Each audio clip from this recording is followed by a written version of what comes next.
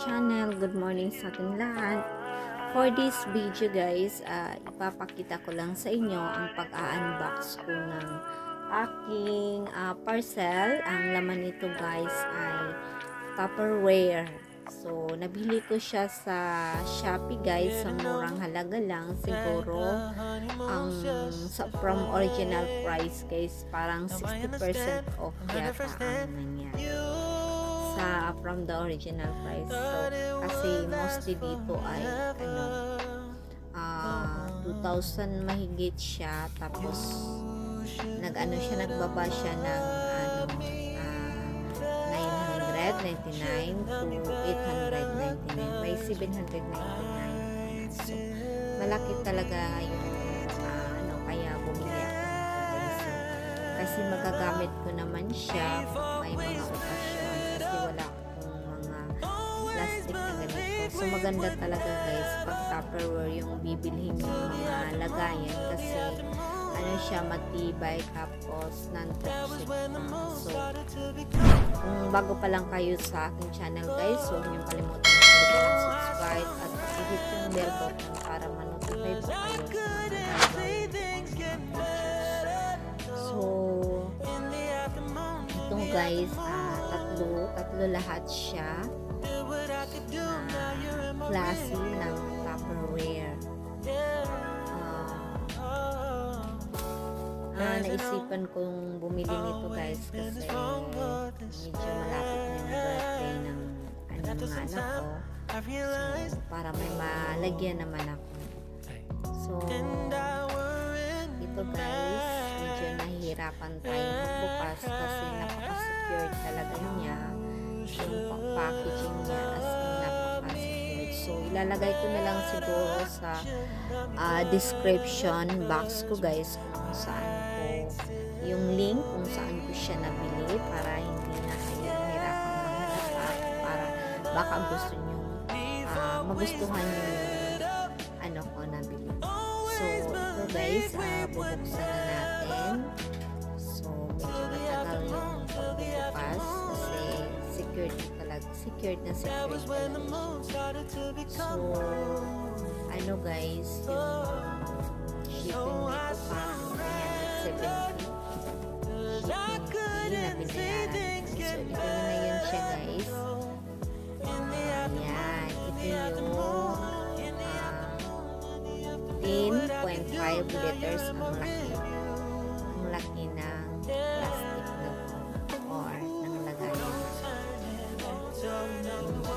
Square keeper ang pangalan niya guys. So, may marami siyang kulay na available, red, violet, pink, at saka meron din siyang peacock color. Peacock color yung nito guys. Ito yung peacock color. At saka meron green siya at saka orange na.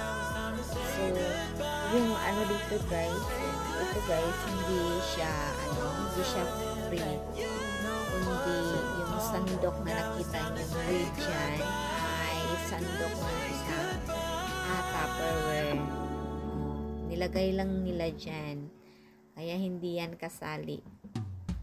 So, nabili ko siya, original price na is 1,909 pesos. Nabili ko lang siya sa 999 pesos. So, 1,000 yung nabawas dito guys. Ayan, original talaga siya. Tupperware na Tupperware. So, ngayon guys, ang susunod guys ay yung pangalawa kong nabili. Ito guys, medyo malaki siya, 6 liters. Hindi ako nagkakamali. Original price din niya is 1,799. So, nabili ko lang siya sa sale price na 799. So, capacity niya ay tama po ako, 6 liters. So, nagandahan ako nito guys kasi may siya, yung takip niya ay talagang napakasal.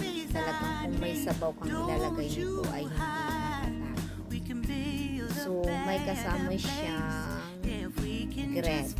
So, parang siya, parang tawag nito yung pwede mo siyang lagyan para patuyuin yung mga food na gusto mo patuyuin.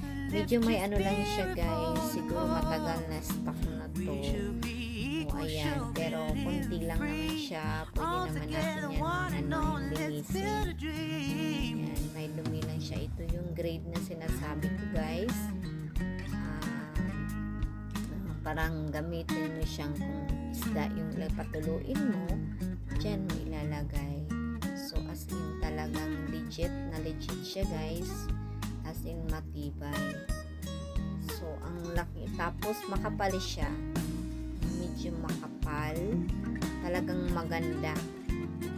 Isipin nyo naman sa 1,799, 1,000 din yung nasave ko kasi 799 na lang siya. Ayan siya. So ginagamit ko siya guys ngayon, nilalagyan ko siya ng egg, 2 dosina yung siguro medium size yung egg. Nagkasya dito yung dalawang tray, hindi 2 dosina, 2 tray na egg nilagay ko, tapos nilagay ko sa ref. So ito na yung panghuli guys. Dito yung yung sandok na kita natin kanina na kulay red, para po dito yon, kasama po siya sa Tupperware nito. Maganda yung kulay niya guys, red siya, tsaka pink yung takip niya. So 1,499 yung original price, so isipin nyo 599 na lang. So malaki siya guys, 3 liters, malaki niya. Ayan yung sandok niya. So sana guys sa video ito mabigyan ko kayo ng idea, nakakatulong siya sa inyo para hindi na kayo medyo may idea na kayo tungkol sa mga model ng cupware. So nabili ko siya sa 2,729 lang. So yun lang guys, maraming salamat, at sana panoorin niyo pa yung mga videos ko na nakalagay sa end sa aking screen.